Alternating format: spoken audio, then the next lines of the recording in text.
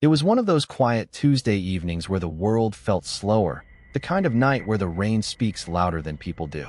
Maya stood in the checkout line, half distracted, half exhausted, her groceries laid out neatly on the belt. Bread, milk, cereal, small things that made her week feel normal. But when the cashier swiped her card, something in the air shifted. Card reader beeping, low denial tone. "I'm sorry, it says insufficient funds." The people behind her shifted impatiently. You could feel it, the silent judgment, the kind of discomfort that tightens the chest. Maya's fingers trembled as she reached for her wallet again, pretending to look for something she didn't have. She started removing items from the counter. Bread first, then milk. Each sound plastic bag crinkling felt like a confession. Then, a voice from behind her. "Put it all back." "I got it." Before we dive in, don't forget to like this video, hit the subscribe button, and tell me in the comments section where you are watching from. Now let's begin. Maya turned. The man behind her was tall, mid-40s, with a calm face and a faint smile. His jacket looked a little worn, his hair neatly combed back. There was something steady about him, like he'd been in no rush his whole life. "Oh, you don't have to. It's okay. Happens to everyone." Before she could refuse, he handed the cashier his card. No hesitation. No need for thanks. The payment went through. The man nodded once, then picked up a newspaper from the rack beside the counter. Maya stammered another thank you, and he gave her a small nod before stepping out into the rain. Door chime. Rain intensifies, car door closing faintly in the distance. By the time she loaded her groceries into the car, he was gone. She didn't even catch his license plate, just the faint outline of a dark sedan disappearing beneath the streetlight. Later that night, she told her sister about him, a stranger who'd done something good without expecting anything back. And for the first time in a long while, Maya went to bed believing maybe kindness still existed. But 2 days later, she'd wished she'd never met him. Morning ambience, coffee pouring, television faintly in background. Friday morning, Maya sat at her kitchen table, scrolling through her phone, a mug of coffee steaming beside her. The TV was background noise, weather updates, headlines, the usual static of the world. Then a voice broke through. Police are asking for the public's help locating a man suspected in the Riverside murders. Maya looked up and her heart stopped. On the screen, a photo. Grainy, slightly out of focus, but unmistakable.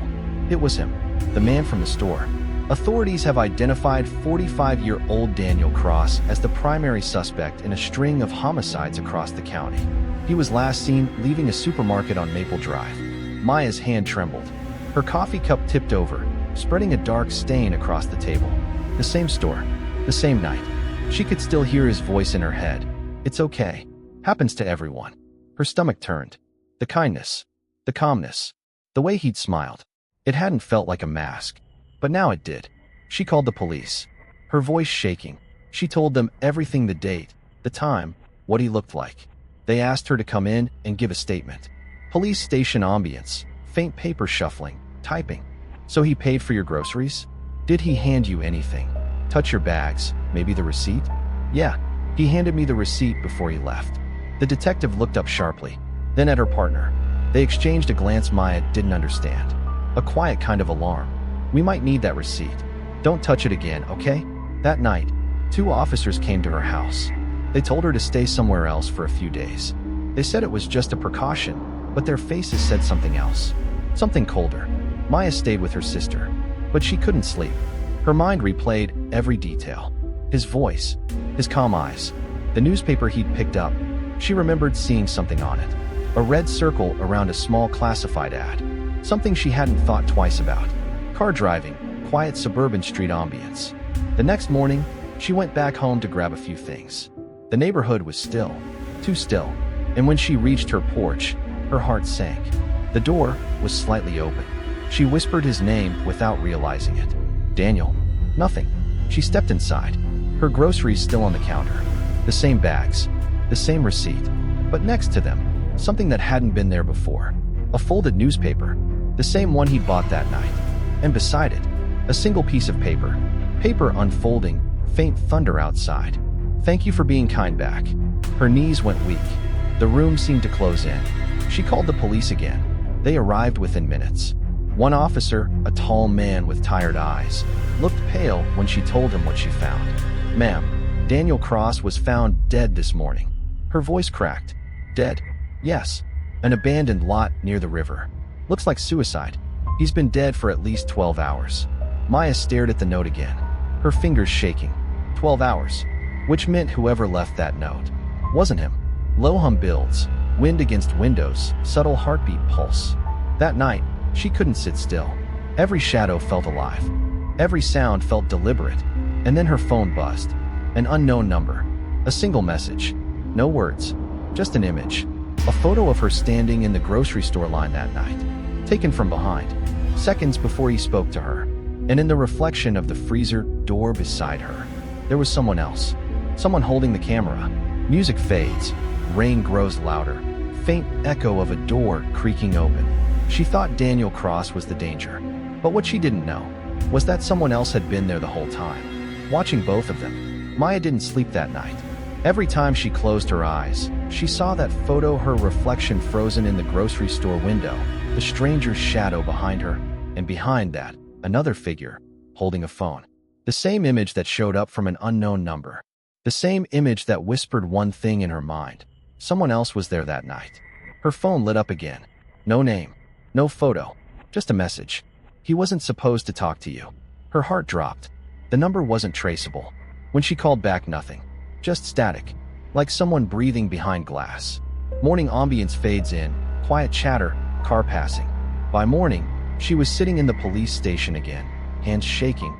Holding her phone out to Detective Avery. The detective scanned the screen slowly. Jaw tight. Eyes flicking to her partner. Did you save the message? Yeah. It came around 2 in the morning. I was alone. Avery nodded, scribbling something down. Then she reached into a folder and pulled out a photo, grainy, dark, time-stamped from a diner security camera. This was taken 3 days before Daniel Cross died. He's sitting at a diner booth. The person across from him left before the camera caught their face. But the payment that night came from a prepaid card bought at your grocery store. Maya felt her stomach twist. The same grocery store. The same night. So someone was following him. Or watching him. And maybe watching you too. Low hum of tension, faint thunder outside. That night, Maya didn't go home. She stayed at a friend's apartment above a small bookstore downtown. The kind of place that smelled like paper and rain. She told herself it was safe, but she couldn't shake the feeling that safety was something she'd already lost. Keyboard clicking, faint phone notifications. She scrolled through old articles about Daniel Cross's name tied to 3 murders. Each victim had the same strange symbol carved into their wrist. A small triangle. And each one had received something days before they died, a folded letter, sealed with a red circle. The same red circle she'd seen on that newspaper he bought. Slow wind through a cracked window, night ambience builds. Around 2 in the morning, the building creaked. It wasn't loud, just enough to pull her out of her thoughts. Then came the sound. 3 slow knocks on the door. Deliberate. Soft. Who's there? Silence. Then another knock. Slower this time. Knocking again, closer, heavier. Her phone buzzed in her hand. A call. Detective Avery's name on the screen. She answered instantly, but the voice that came through wasn't hers. You shouldn't have gone to the police. Static crackling. Call disconnect suddenly. Her hand trembled. She looked at the door, no sound now. No shadow under the crack. She crept forward, breath shallow, and looked through the peephole. Nothing. Just the empty hallway and a folded newspaper lying on the floor. Paper unfolding slowly, faint thunder outside. One word written in red ink. Run. She dropped the paper and stumbled back. But when she turned, she froze. On the wall above the light, switch a small triangle drawn in red marker. The same symbol found on the victims. Sharp inhale, low heartbeat, sound rising under voice. She ran to her friend's room. The bed was empty. Sheets tangled, window open, curtains swaying in the cold wind. On the nightstand, her friend's phone. The screen still glowing. A half-typed message. Maya, he's outside. Sudden crack of thunder. Lights flicker, deep hum builds. The lights went out. Total darkness. The only sound, her heartbeat and the rain against the window. Her phone buzzed again. Another message. You should have left when he paid for your groceries. Her breath caught in her throat. She turned toward the window. Something was moving outside. A figure under the streetlight. Still. Watching. Lightning flashed. For a second she saw his face. Not Daniel Cross. Someone else. The man from the diner photo. The one police never identified. Sirens faint in the distance.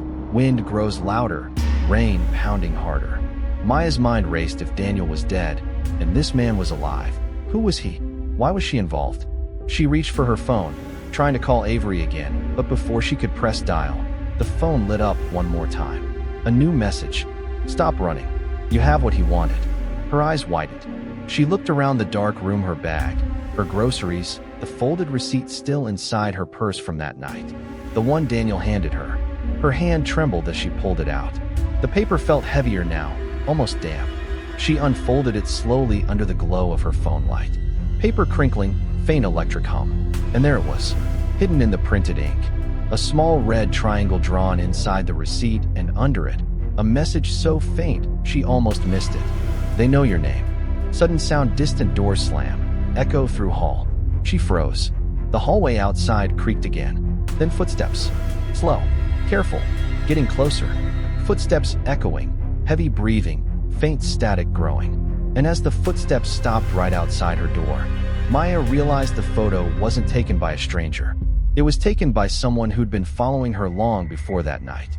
In the grocery store, someone who already knew where she lived. Single knock on the door, echoing silence. He'd finally found her.